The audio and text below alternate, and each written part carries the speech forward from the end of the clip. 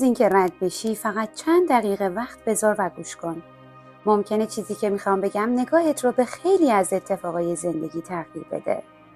یه حقیقت ساده هست، اما وقتی واقعا درکش کنی دیگه سخت میشه مثل قبل به دنیا نگاه کرد.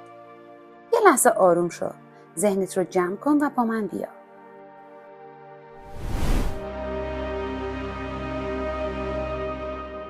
از همون بچگی یه باور اشتباه تو ذهن خیلی همون شکل گرفت. این که تو کافی نیستی و یه چیز بیرون از تو باید بیاد تا کاملت کنه. هیچ کس هم شاید عمدن اینو نگفته، چون خودشون هم بهش باور داشتن. به اطرافت نگاه کن، تبلیغات، فیلم‌ها، شبکه‌های اجتماعی، حتی بعضی کتابای موفقیت. همه دارن یه پیام تکراری رو زمزمه میکنن. یه چیزی کم داری. میگن وقتی عشق کامل رو پیدا کنی خوشحال میشی. وقتی پول بیشتری داشته باشی آروم میشی. وقتی معروف بشی یا تایید بگیری بالاخره حس خوب میاد. و ما هم شروع میکنیم به دویدن، دنبال توجه، دنبال عشق، دنبال موفقیت و تایید دیگران. انگار قراره یه چیز بیرونی ما رو نجات بده.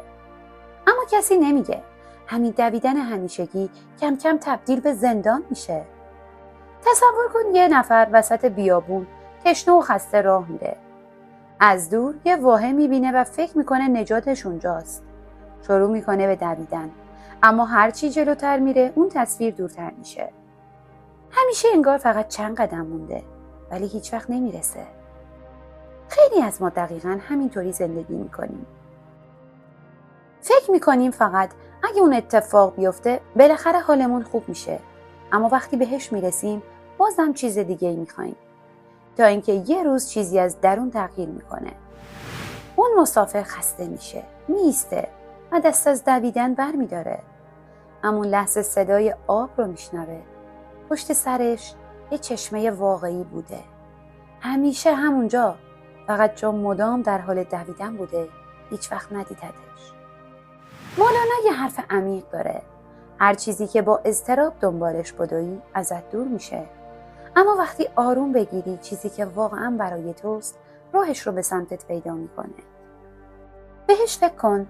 خیلی وقتا هرچی بیشتر با ترس و فشار چیزی رو بخوای بیشتر از دستت فرار میکنه. مثل وقتی که سعی میکنی به زور بخوابی. هرچی بیشتر تلاش کنی بیدارتر میشی، اما وقتی رهاش میکنی خواب خودش میاد. یا وقتی اسم کسی یادت نمیاد، هرچی فشار میاری فایده نداره، اما همین که بیخیال میشی ناگهان یادت میاد. زندگی هم خیلی وقتا همینطوریه. این حرفا به معنی تنبلی یا بیخیالی نیست. قرار نیست هیچ کاری نکنی. موضوع اینه که وابستگی شدید به نتیجه رو رها کنی. یه لحظه مشتت رو محکم کن. اون فشار رو حس میکنی؟ خیلی از آدم‌ها کل زندگیشون رو همینطوری میگذرونن. منقبض، نگران و چسبیده به چیزهایی که دارن، با ترس دائمی از دست دادنشون.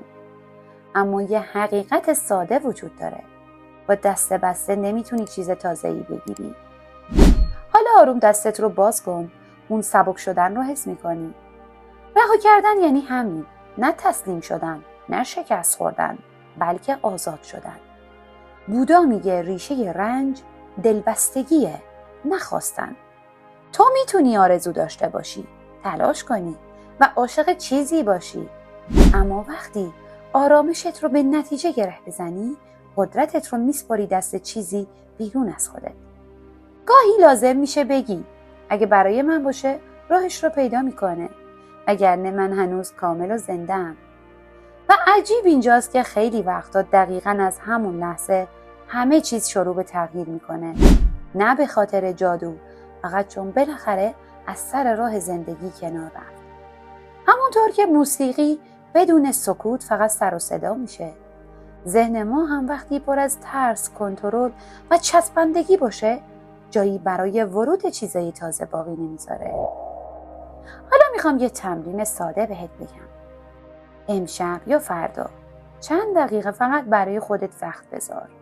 از خودت بپرس من دقیقاً به چی این همه چسبیدم؟ به یه آدم، یه رابطه، یه ترس یا شاید یه تصویر ذهنی از موفقیت. بعد از خودت بپرس اگه رهاش کنم از چی میترسم؟ معمولاً پشت هر وابستگی یه ترس پنهانه.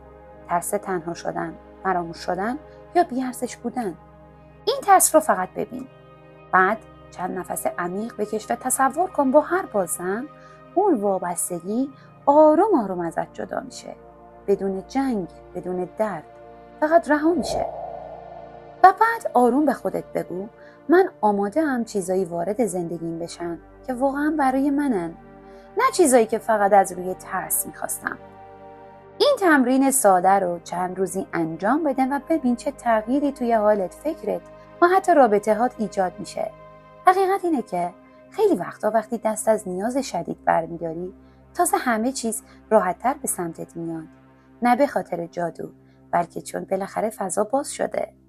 تو هیچ وقت ناقص نبودی. شاید چیزی که دنبالش میگشتی همیشه نزدیکت بوده. فقط اونقدر مشغول دویدن بودی که ندیدیش. یه نفس عمیق بکش. فکرها میان و میرن. آدمها میان و میرن. احساسات تغییر میکنن. اما یه بخش عمیق و آروم درون تو همیشه وجود داره. همون بخشی که کامل، وسیع و امنه. شاید وقتش دست از دنبال کردن سراب برداری تا بالاخره چشمه واقعی رو ببینی.